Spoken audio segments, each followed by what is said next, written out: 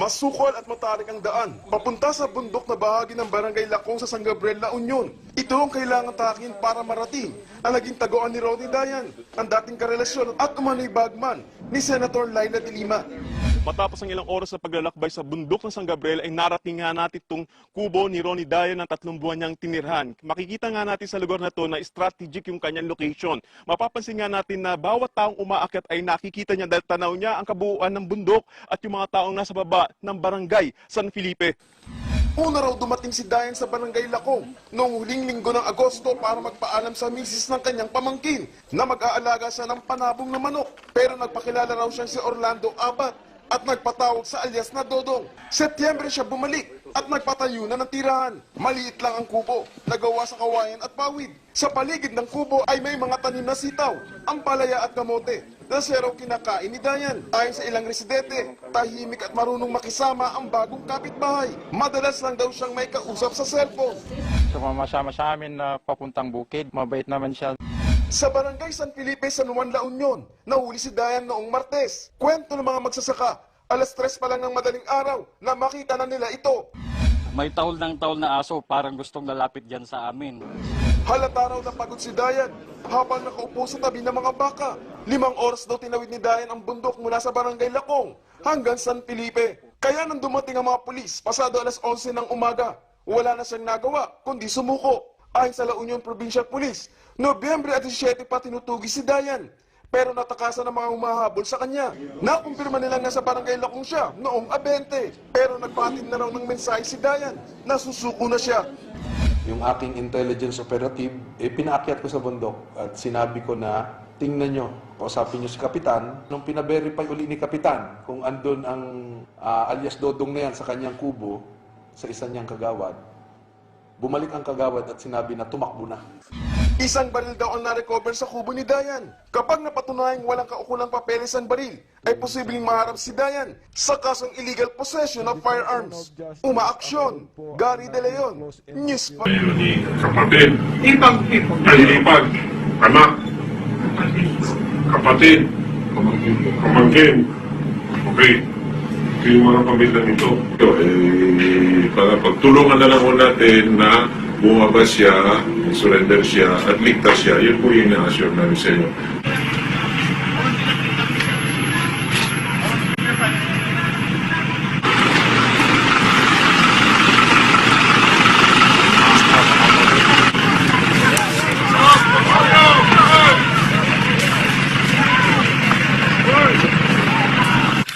Matapos ang ilang buwan na paghahanap sa bodyguard ni Senator Laila de Lima ay nahanap na ng mga otoridad si Ronnie Dayan dito sa Bacnotan, La Union.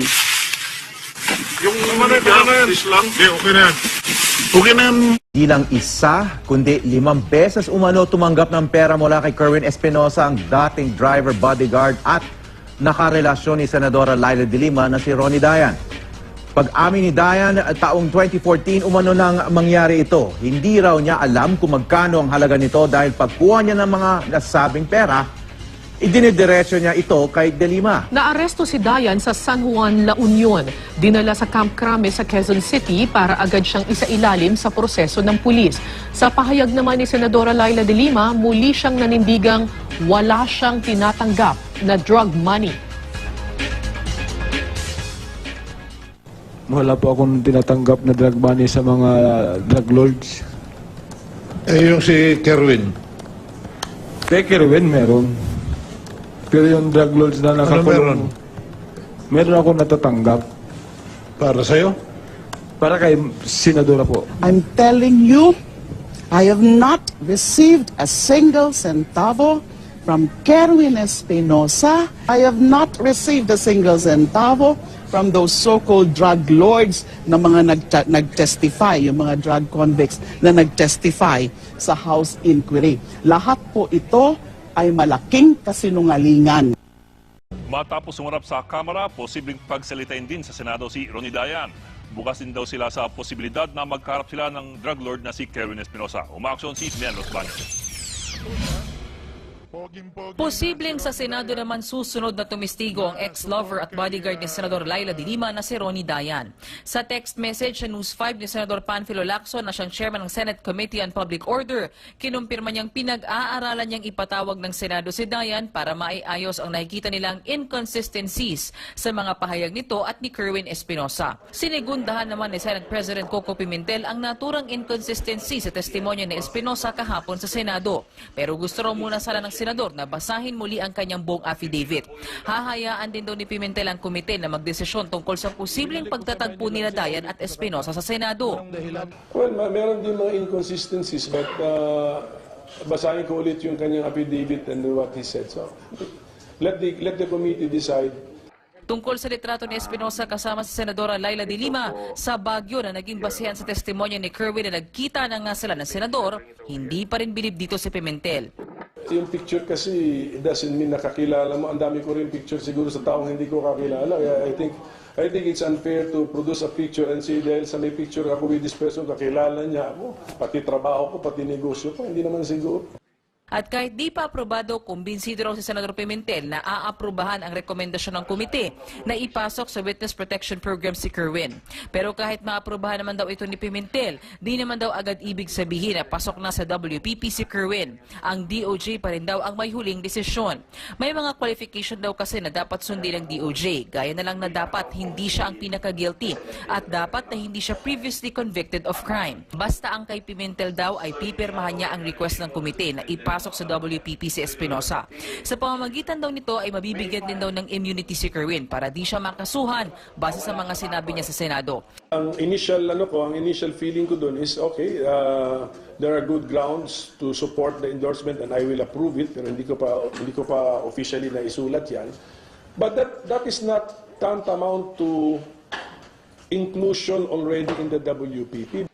Sa ngayon, naniniwala din daw si Pimentel na mahalaga ang testimonya ni Kerwin Espinosa. Posibleng may alam siya na hindi kayang sabihin daw ng ibang tao at mukhang hindi naman daw siya ang most guilty sa issue ng drug trade. Posibleng humarap sa mga dagdag dilema si Senadora Laila de Lima na inisyuhan ng show cause order. Balik Pangasinan naman si Ronnie Dayan na inusisa pati sa relasyon nila ng Senadora na dati nang alam ng publiko. Saksi si Tina Pangiliban Perez. What? Made you fall for him? Frailties of a woman. Totoo po, may relasyon kami. 7 year. Sa relasyong yan, umikot ang maraming tanong sa pagdinig ng Kamara kanina na dapat ay tungkol sa umunoy kaugnayan ng Senadora sa Bilibid drug trade. Yung mga panahon na yan, malakas pa yung pag-iibigan nyo ni Secretary o humina na? Medyo signal number 1 na lang po, sir. Ano ibig sabihin na signal number 1 na lang? Mahina-hina na po. Mahina-hina na. So ano yung pinaka sukdulan o pinakamataas na signal na inabot nyo? Umabot din po siguro na hanggang mga signal number 5, sir. Signal number 5. Ayon sa iyong damdamin, ang pag-ibig na ito'y dalisay, wagas at tapat. Yes, sir. Kaya dahil sa pag-ibig na ito, na dalisay, tapat at wagas, ay walang dahilan na siya'y ipagkanulo mo o magsabi ka ng hindi katotohanan. Depende po sa sitwasyon dahil nga po, yung pag-ibig ko wagas ay hindi niya sinukla ng wagas din na pag-ibig. Inusisa ang sex video na sabi ng ilang testigo ay nakita sa cellphone ni Dayan. Kahit na-establish na ang relasyong gusto sanang patunayan ng pagkakaroon ng video. Hindi po totoo yung may video 6 kami. Wala po akong natatandaan na binidyo ko po habang kami nagsi-6. Kung mayroon mang nakakuha, hindi po galing sa cellphone ko yung... Naungkat pati drama ng hiwalayang nagsimula bandang huling bahagi ng 2014 hanggang mag-resign si Dayan noong February 2015. Bago pumasok yung 2015, nagkakalabuan na kami ni ma'am. Kisyo hindi na daw kami masaya sa pagsasama namin. Lagi kasing bangayan at laging nag-aaway kami.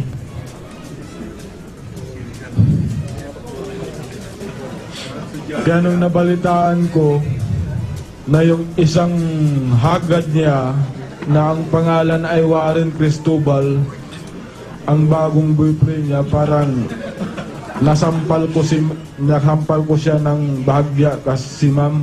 Sabi ko, ubusin mo yata kaming mga security mo. Ang away nitong 2016 campaign kahit break na sila. May suot akong bowler ni Presidente dito at saka dito sa paa. Pagkatapos, Nung nakita niya, pak, ginano niya ako. anong pak? Parang pinalo niya ako dito. Sinampal ka ni Ma'am De Lima? Yes, sir. Ang sabi niya, nakita kasi yung bowler, patsot-sot mo yan. Eh, ito ang presidente ko eh. Ito ang idol namin sa Pangasinan eh. Sabi ko gano'n, sir. Mag-a-idol ka rin lang, sinaulo pa. Sino sabi niyan? Si ma'am. Ang sagot ko naman po, sir, walang basagan ng trip. Ano ang sagot ni Secretary De Lima po? Punyeta ka. Gayon din ang pagbigay raw ni De Lima ng 2 milyong piso para ipagawa ang bahay ni Dayan sa Pangasinan. Kaugnay naman sa mismong drug trade, kabilang sa mga binanggit ni Dayan ang 4 na beses na pakikipagkita niya sa umano'y drug lord na si Kerwin Espinosa, ay utos ni De Lima na siya ring nagtakda ng lugar at petsa.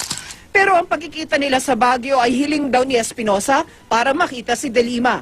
Sa lahat ng pagkakataong yan, may inaabot si Espinosa kay Dayan. Ang pirang ibinibigay inaabot sa akin, nasa paper bag na maliit, hindi ko po binibilang at hindi rin po sinasabi ni Kerwin kung magkano yon. Basta ito na yung pera kay ma'am. 5 beses nagkita pero di raw niya kilala si Espinosa na akala raw niya ay ang engineer na bukang bibig ni De Lima na supporter at nagbibigay raw ng tulong para sa kampanya. Si Kerwin lang daw ang nagbigay ng pera kay De Lima.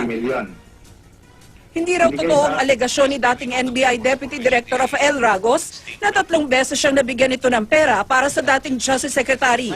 Pero totoong nagpalakad daw si Ragos sa kanya ng promotion. Hindi pa rin daw siya nakapasok sa Bilibid Maximum Compound at hindi kilala ang mga inmate nito na nagsabing bagman siya ni De Lima. Hindi mababago ng testimonya ni Ronnie Dayan ang inilabas ng findings ng House Committee on Justice na laganap ang bentahan ng droga sa New Bilibid Prison. Kabilang sa mga pwede raw harapin ni De Lima ang contempt at obstruction of justice dahil sa isang mensaheng ipinadala raw ni De Lima sa anak ni Daya noong October 1, nahingan niya ng payo tungkol sa sabtina. Gustong-gusto kong atinan yung hearing pero ang sabi ni ma'am sa text niya sa akin, anak, na si Hanami Dayan, pakisabi sa kanya magtago lang siya. So if this lady Senator Laila De Lima will not voluntarily resign from her post after this revelation, I hope our colleagues in the Senate remove her from her current position. Inisyuhan na si De Lima ng show cause order para pagpaliwanagin kung bakit hindi dapat i-cite for contempt. Yan ay matapos pagtalunan kung hindi ba ito labag sa interparliamentary courtesy o respeto ng Kamara at Senado sa isa't isa. We cannot prevent also Senate someday to also do the same to one of the members of the House of Representatives. Pwede rin daw maharap si De Lima sa kasong concubinage dahil sa pakikipagrelasyon sa lalaki may asawa. He could be disbarred for immorality. Sabi naman ni De Lima, bilang babae, nadurog daw ang puso niya ng pag-usapan at pagkatuwaan pa ng Kamara ang kanyang pribadong buhay at personal na relasyon. Wala raw babae ang dapat matrato ng walang respeto at dignidad sa harap ng publiko ng kanyang karelasyon o nakarelasyon. Si Dayan pinalaya na ng Kamara at ineskorta ng mga otoridad pauwi sa Pangasinan. Sa Martes pa raw siya isa sa ilalim sa Witness Protection Program.